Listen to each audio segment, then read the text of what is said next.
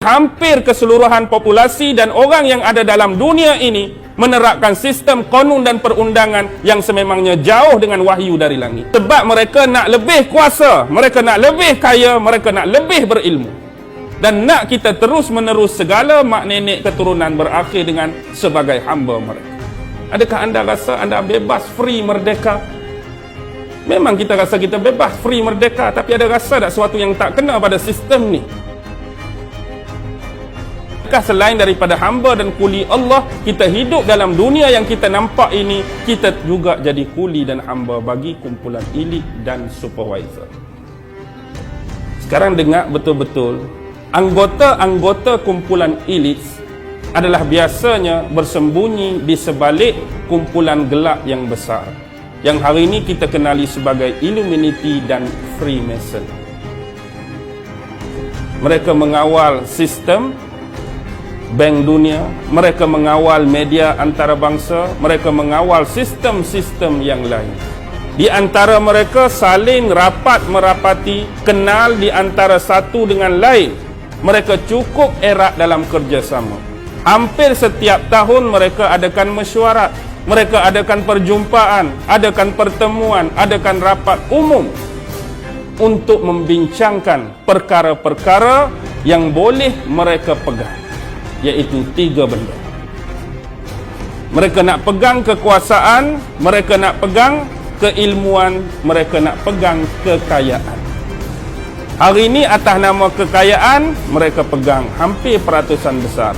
Atas nama kekuasaan, mereka pegang hampir peratusan besar.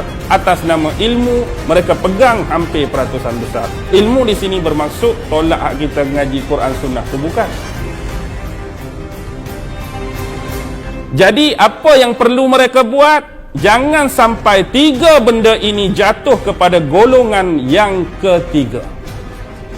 Jangan sampai kuasa kita, ilmu kita dan kekayaan kita jatuh sampai golongan yang ketiga. Mereka bimbang. Jadi mereka dah kaya, mereka dah berkuasa, mereka dah banyak ilmu. Jadi apa perlu lagi mereka anggap kita sebagai hamba? Perah kita, keringat kita, jadikan kita berterusan hamba sampai ke mati. Sebab mereka nak lebih kuasa, mereka nak lebih kaya, mereka nak lebih berilmu. Dan nak kita terus menerus segala mak nenek keturunan berakhir dengan sebagai hamba mereka. Sekarang perlu pergi kepada step yang ketiga. Bila kita tengok step yang ketiga, kumpulan elit ini sudah membahagikan seluruh populasi dunia dengan 200 kawasan.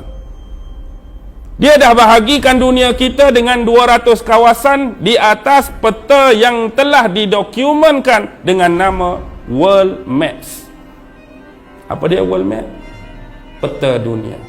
Ni negara ni, ni negara ni, ni nama ni, ni nama ni, ni nama ni, ni nama ni, ni nama ni. Bagaimana nak mengawal semua dan mengkontrol populasi ini? Dengan melantik supervisor dan mandur-mandur mereka. Inilah yang dinamakan pemimpin bagi setiap unit-unit kawasan negeri negara tadi. Ini mungkin nama raja, ini mungkin nama sultan, ini mungkin nama presiden, ini mungkin nama perdana menteri, ini mungkin nama bentara guru, ini mungkin nama tu, ini mungkin nama ni. Macam-macam nama boleh letak. Tapi mereka adalah sebagai wakil daripada kumpulan elit. Dan yang penting mereka menerapkan yang paling asas 3 benda. Setiap kawasan harus mempunyai bendera masing-masing. Hari ini semua tempat bendera sama ke tak sama? Sama ke tak sama? Kita lain, Thailand lain, Singapura lain, semua tak sama. Harus ada perbezaan, nampak tak? Peringkat basic pun perlu berbeza antara kita dengan orang lain. Ini konsep apa? Konsep penjauhan.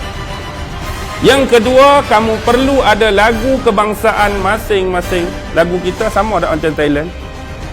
Lagu kita sama tak macam Brunei? Lagu kita sama tak macam Singapura?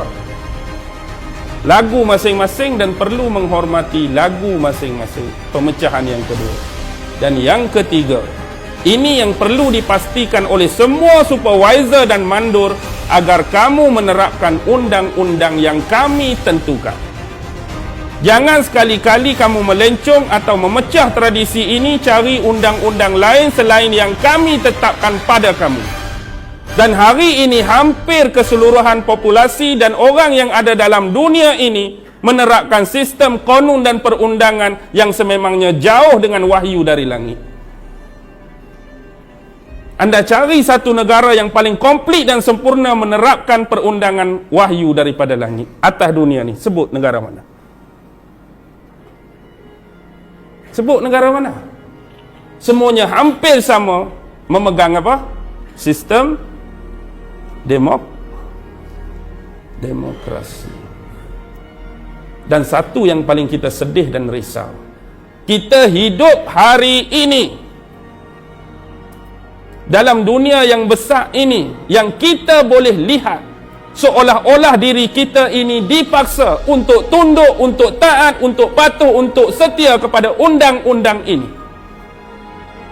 Dan seolah-olah deria lima kita ini, apa yang kita dengar, apa yang kita pandang, apa yang kita hidu, apa yang kita rasa, apa yang kita raba, seolah-olah dikongkong, dikawal oleh satu sistem.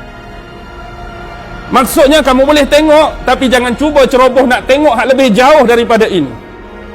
Kamu boleh dengar, tapi jangan dengar hak lebih daripada cermin ni. Kamu boleh rasa, tapi jangan dengar, jangan rasa lebih daripada kaca ni. Kamu boleh itu, jangan lebih halangan ni. Ini dia tak mahu. Maksudnya saluran pemberitaan, saluran fakta dan maklumat kita hari ini terhad dan sememangnya dikawal oleh makhluk dan entiti yang kita tak kenal. Dengan bahasa yang mudah, apa yang perlu anda tahu setakat ini saja, jangan lebih-lebih. Apa yang patut anda dengar setakat ini saja, jangan lebih-lebih. Apa yang patut penyiaran salurkan kepada rakyat setakat ini saja, jangan lebih-lebih. Anda ingat apa yang disalurkan pada anda menerusi TV, radio, majalah, apapun, semua itu betul? Dan kita tak nafi pun, bukan nak kata semua salah. Adakah semua fakta tadi betul? Dan kita nak terima secara bulat-bulat, ya.